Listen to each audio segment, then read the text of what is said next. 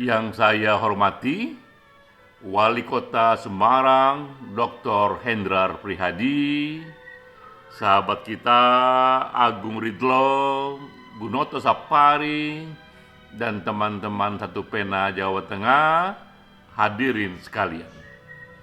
Saya mulai dari sebuah kutipan, betapa social gathering, perjumpaan individu di ruang-ruang publik acap kali berujung pada hal-hal yang mengejutkan. Melalui perjumpaan itu, pertemuan itu, kita mendapatkan inspirasi, semangat baru, harapan yang membuat kita merasa lebih dan lebih hidup lagi. Ini pernyataan dari Alan Wallace. Ia seorang juru masak asal Amerika.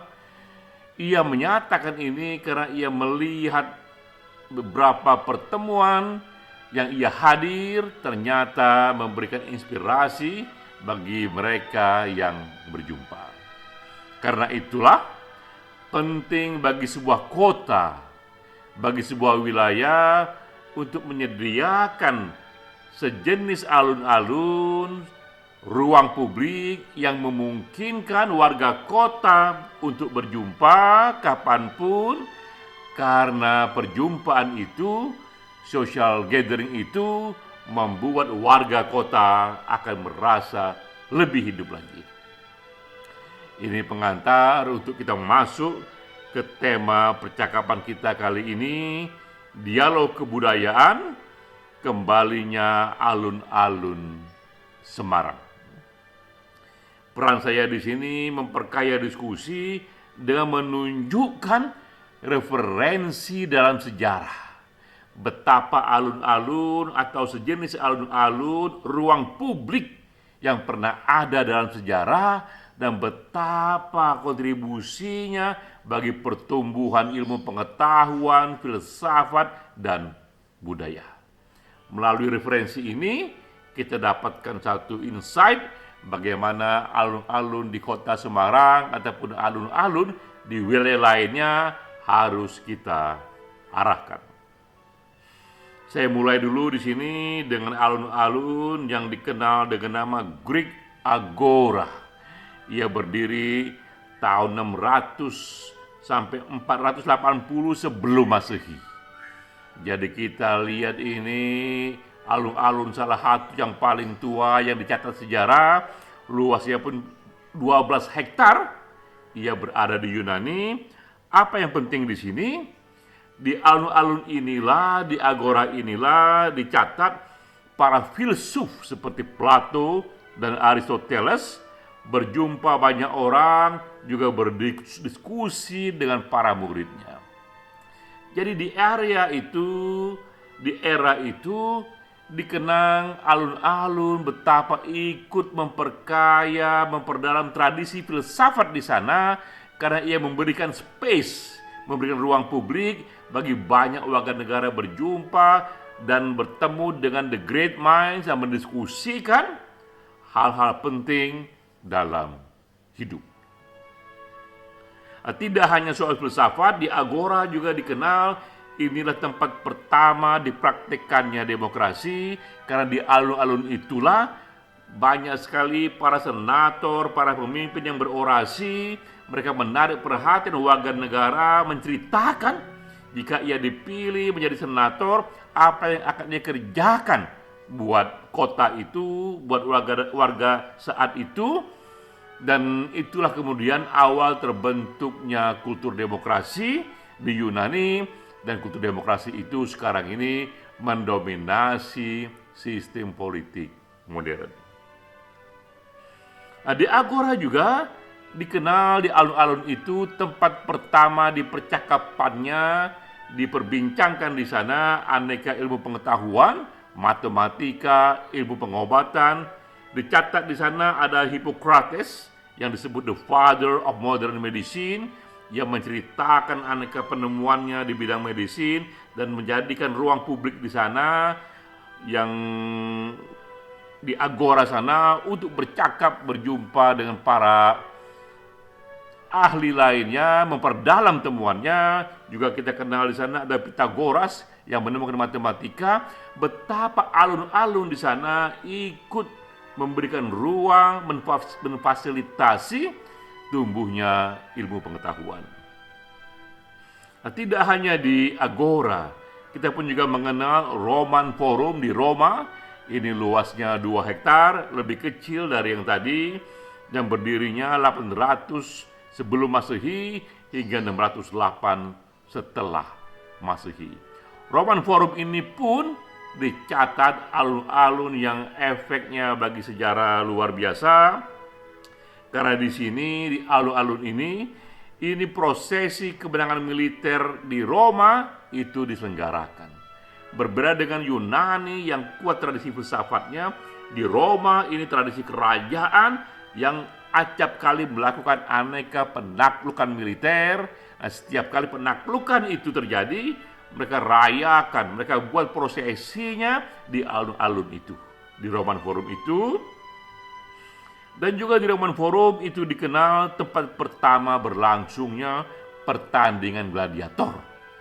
Karena begitu kokohnya tradisi berperang di Roma itu, akibatnya mereka pun membentuk kultur betapa para individu di sana dicarikan pola permainan untuk bertarung, sehingga mereka bisa mengasah skill mereka dalam berkelahi dengan senjata, skill mereka, insting mereka untuk menaklukkan lawan dalam pertandingan gladiator. Betapa alun-alun ini ikut membentuk tradisi itu.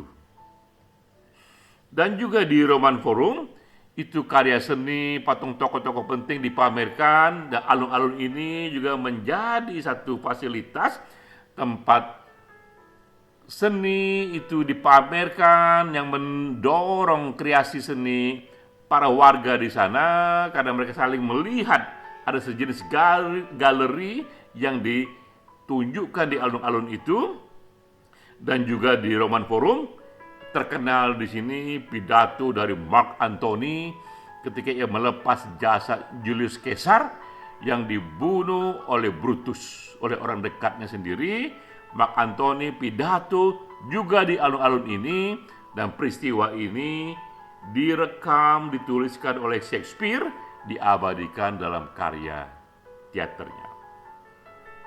Nah, ada lagi yang ketiga, contohnya adalah Plaza de Mayo, yang ini di Argentina, luasnya 2 hektar, berdiri tahun 1884. Dan ruang publik ini terkenal karena ada backgroundnya dulu, yaitu di era itu ada 30.000 rakyat banyak yang hilang.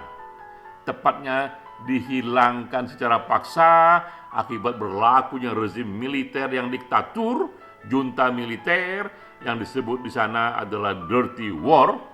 Di area ini, di Plaza de Mayo ini, di alun-alun ini, di tahun 1977, para ibu memprotes mencari anak mereka yang hilang di bawah junta militer George Rafael Videla.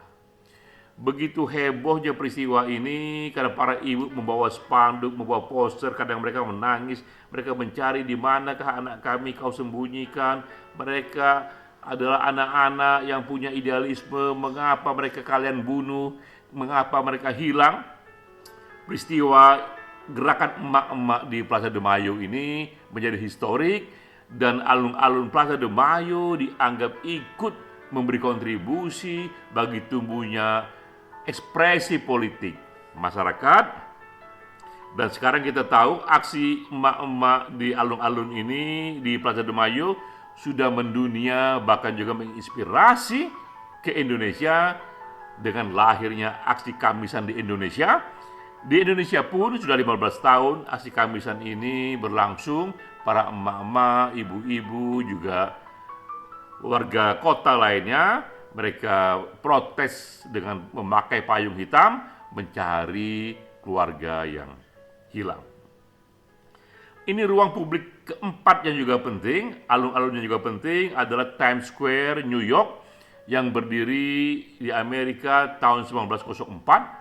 Beda dengan alun-alun tadi, di sini tak terlalu luas, 1000 meter persegi, tapi magnetnya sama kuatnya. Karena di Times Square ini dikenal sebagai titik pertemuan area komersial, perkantoran, pusat hiburan, dan panggung seni. Dan sebagian kita mungkin masih ingat yang juga historik di sini, di Times Square ini, di alun-alun ini, setiap malam tahun baru itu dilakukan countdown di sana, orang berkumpul di sana, bahkan juga disiarkan langsung ke berbagai TV dunia. Menjelang detik pertama tahun baru, semua membuat countdown dan berhitung 5, 4, 3, 2, 1, Happy New Year. Nah, itu dikerjakan di alun-alun Times Square, New York. Begitu historik tempat ini sehingga ia menjadi pusat atraksi turisme, dikunjungi 50 juta manusia per tahun dan dilewati setiap hari oleh 330 ribu manusia. Jadi kita lihat beragam sekali ada alun-alun ini secara historik dan beragam juga fungsinya.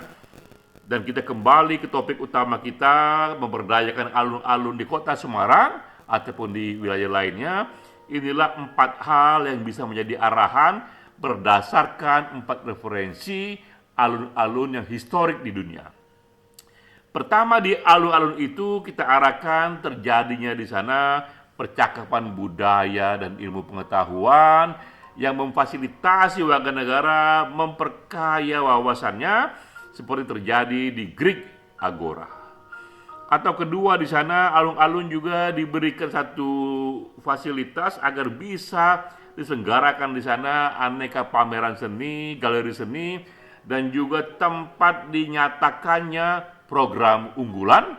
Jika dulu di era Roma di situ prosesi kemenangan militer, tapi untuk kota Semarang atau kota-kota lainnya cukup di sana untuk dimarketingkan, untuk dikabarkan aneka program-program keunggulan dari kota itu, program-program unggulan dari wali kota ataupun penguasa setempat. Ketiga, juga alun-alun diberikan satu suasana untuk juga menjadi tempat ekspresi politik warga seperti terjadi di Plaza de Mayo, karena bagaimanapun warga negara itu punya ekspresi yang terus tumbuh sesuai dengan tumbuhnya pemerintahan setempat. Jika kota menyediakan alun-alun tempat mereka berekspresi, itu pun akan membuat kota itu jauh lebih hidup lagi. Keempat, juga alun-alun bisa ditekankan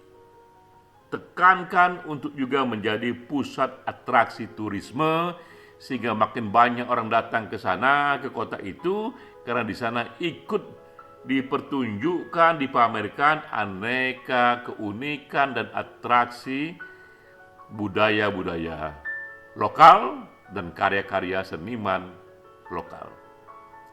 Jadi sahabat Pak Wali Kota, demikianlah bagus sekali jika Semarang merevitalisasi alun-alunnya, dan kita tahu dalam sejarah alun-alun ini memberi kontribusi yang besar sekali bagi tumbuhnya ilmu pengetahuan, tumbuhnya budaya, tumbuhnya politik demokrasi, dan satu bentuk terbentuknya komunitas warga di kota itu. Salam.